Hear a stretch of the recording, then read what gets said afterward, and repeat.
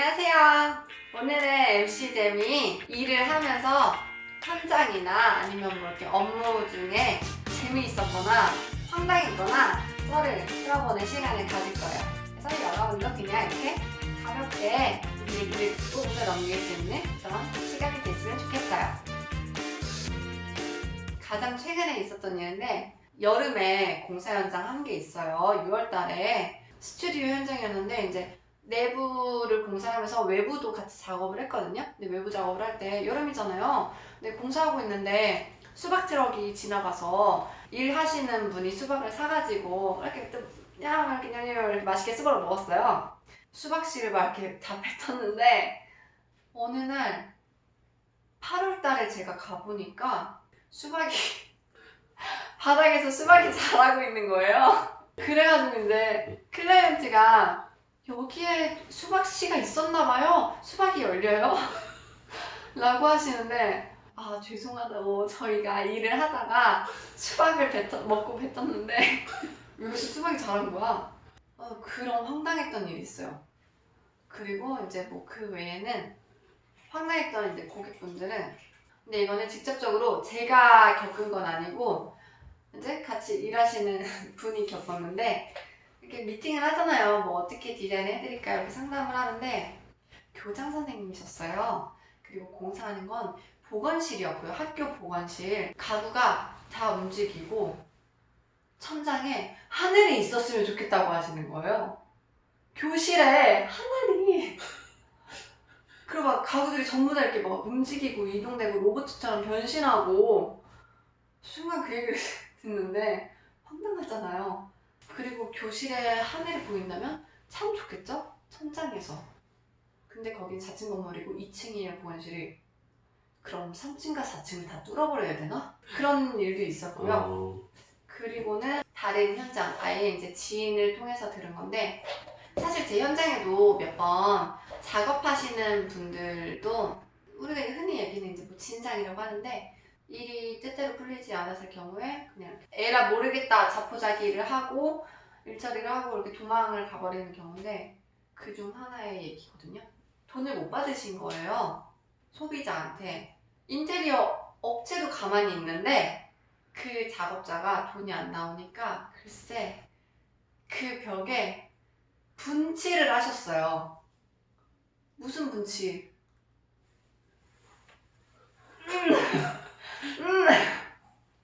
이걸 하고 간 거예요. 그 처치 곤란하게. 그것도 아파트야, 집이야. 아파트 집인데 벽지에다가 이걸 다 똥칠을 해놓은 거야. 아무튼 그것도 황당했고요. 사실 이런 거는 제 현장에서도 많이 있었어요. 이제 여성분들은 현장에서 일을 하더라도 소변을 보는 게 그렇게 편하지는 않아요. 그래서 어떻게든 뭐 근처에 있는 다른 상가의 화장실이나 아니면 그 이동 간이 화장실을 마련을 해놔요. 그래서 어쨌든 일을 하다가 뭐 좀 멀리 간다라는 생각이 드시는 것 같아요. 작업하시는 분들은. 그러면 그냥 거기서 볼일을 보는 거예요. 사실 요즘에는 그런 경우는 많이 없는데 이렇게 모래랑 시멘트를 개는데 이상해 냄새가 물이 아닌 것 같아. 제 현장에서 이런 일이 생기면 전 일단 뭐라고 해요. 근데 이걸 아직까지도 몰래 그러시는 분들이 있고 한 번은 이제 미팅을 하는데 소비자랑 이제 대화가 너무 잘 통해서 얘기를 하다 보니까 저는 뭐 예전에 얘기했다시피 소비자랑 다양하게 얘기를 해요. 뭐 개인적인 얘기도 나누고 나는 절친이 된 줄 알았어요. 속에 있던 얘기까지 다 하시고 하다 보니까 막 3-4시간 이렇게 막 정말로 이건 상담이 아니야. 거의 상담을 떠나서 수다가 돼버린 적도 있고요. 그래서 수다를 막 나누면서 그 집안의 사정 얘기, 자식 교육하는 얘기 이런 것까지 다 듣고 어느 순간은 제가 이 얘기를 듣다 보니까 혹시 나는 이곳에 카운셀링을 하러 온 것인가 아니면 이 사람의 고충을 들어주기 위해서 온 것인가 라는 생각도 들더라고요. 물론 재미가 없진 않았어요. 너무 재밌었어요. 저는 얘기하는 거를 굉장히 좋아하거든요. 저도 수다가 많은 편이라서 그러다 보면 나중에 공사가 끝나고 나서도 제가 개인적으로 이렇게 찾아가서 방문하면서 계속 이렇게 좀 관계를 유지하는 소비자들도 꽤 많이 있고요. 그 외에는 그걸로 혜택을 받는 경우도 있어요.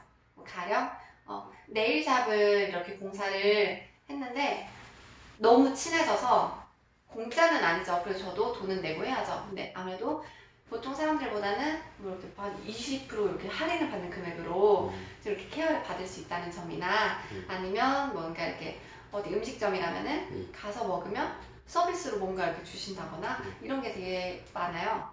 그래서 저는 MC잼은 너무 그때마다 행복했어요.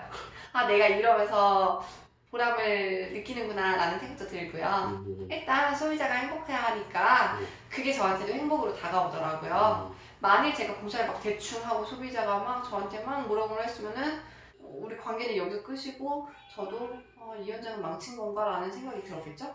근데 이런 일이 있으면 행복한 것 같아요. 그리고 제가 이거는 겪었던 황당하지만 정말 무서운 일도 하나가 있었는데요. 전 그날을 아직도 잊을 수가 없어요. 트라우마로 남았어요. 한 번은 우리 젠 PD와 제가 이렇게 인연을 맺을 때쯤의 얘기예요. 그 당시에는 이제 저는 현장 관리자 이런 현장 일을 하고 있었고 젠 PD는 저를 이렇게 도와주는 때가 가끔 있었어요. 어느 날은 이제 젠 PD가 제가 현장에 있는 쓰레기를 치워야 해서 돈을 아끼기 위해 직접 쓰레기를 치우러 갔어요. 쓰레기를 치워야 하니 트럭을 가지고 갔죠. 봉고, 투, 하얀색, 잊을 수가 없어. 광주에 있는 현장이었고요. 경기도 광주. 그리고 그 현장을 가는 길이 굉장히 가파른 오르막길이 있었어요. 그런데 거기에서 쓰레기를 이제 싣기 위해서 정차를 했는데 오르막에다가 이거 정차를 한 거예요. 그 봉고가 수동 차량이었거든요. 쓰레기를 이제 다 넣고 출발을 하려고 하는데 MC잼은 조수석에 탔고 이제 타서 주섬주섬 문은 열려 있고 막 짐을 챙기고 있는데 갑자기 덜컹 하면서 차가 뒤로 가기 시작하는 거예요. 트럭이 그 오르막에서. 근데 그때 딱 옆을 봤는데 젠 PD가 상반신만 보이는 거예요. 깜짝 놀라서 봤더니 트럭을 운전해본 경험이 많지 않으니까 에어컨을 틀려고 시동을 했는데 미처 타지도 않은 상태에서 시동을 거니까 트럭이 바로 뒤로 밀리는 거예요. 모래 때문에 바퀴가 접지면 이제 접지력이 없어져서 뒤로 한번 밀리기 시작하니까 그냥 밑도 없이 계속 가속이 붙는 거예요. 그래서 이제 젠 PD는 거의 매달려서 손으로 브레이크를 누르고 있고 저는 뭐 이거 어떻게 해야 되냐면서 사이드 브레이크도 올려보고 근데 그 차가 또 사이드 브레이크가 고장나 있는 거예요. 그래서 결국은 사고가 크게 났죠. 정말 다행이었던 거는 그 내리막에 종착지가 낭떠러지였어요. 근데 이게 그대로 추락을 했으면 낭떠러지로 그냥 떨어지는 건데 비탈길에서 사선으로 추락하니까 건물에 이제 구조물인 기둥을 받고 정차를 하게 됐죠. 정말 다행이었죠. 근데 아마 젠 PD는 그때 정말 크게 다칠 수도 있는 위험천만한 상황이어서 아직도 그때 생각하면 소름이 돋아요. 그리고 두 번째는 제가 한참 이제 삼성동 쪽에서 일을 할 때였어요. 삼성, 역삼 쪽. 땅값이 너무 비싼 동네고 거기에 있는 빌딩 숲. 그 빌딩들은 이제 임대도 비싸고 주차하는 관리 시설도 꽤 절차가 되게 무시무시해요. 그런데 어느 날은 제가 자재를 이제 받아야 되는데 제 차를 주차 중이었거든요. 자재가 갑자기 들어오니까 잠깐 내려서 차 이쪽에다 뭐 이렇게 주차하시고서 여기 자재를 이런 안내를 하기 위해서 내려서 얘기를 하고 있었어요. 그런데 청소하시는 분이 제 차를 보고 이렇게 하면 안 된다. 뭐 빨리 차를 빼달라. 저 얘기를 해서 네 뭐 이만저만 해가지고 했는데 뭐 빼드릴게요 하고 해서 괜찮은 곳으로 좀 피했죠. 그런데 계속 저한테 뭐라고 하시는 거예요. 그래서 의도치 않게 더 이상 피할 곳이 없었거든요. 트럭이 일단 있고 제 차는 이미 구석 깊숙한 곳까지 왔는데 어떡해요. 그래서 제 차는 결국 트럭 엉덩이에 뽀뽀를 하게 되는 상황이 생겼습니다. 그래서 저는 이제 그거에 대해서 뭐라고 할 생각은 없고 제 차가 이렇게까지 트럭에 붙였는데 더 이상 갈 곳이 없잖아요. 그래서 이제 그런 걸 얘기를 딱 내렸더니 아주머니가 도망가시는 거예요. 그날 이후로 그 아주머니를 볼 수가 없었습니다. 자꾸 저를 보면 도망가시는 것 같아요.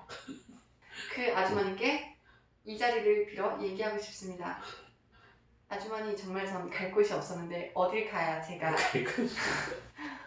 어디까지 가야 했던 걸까요? 내 차를 트럭에 실었어야 됐나? 그리고 가슴 아픈 일도 있어요. 사실 인테리어 일이라는 것 자체가 딱 그 공사 기간이 주어지면 공사를 다 끝내야 되기 때문에 정말 뭐 밤낮 주말 없이 일만 하게 돼요. 너무 바빠요. 현장을 늘 진행을 해야 되고 현장 관리하는 시간이 뭐 아침 7시부터 오후 5시까지라면 전 오후 6시까지 사무실에 들어가서 네, 밤 늦게까지, 밤 10시, 12시까지 또 다른 설계 업무를 보거든요.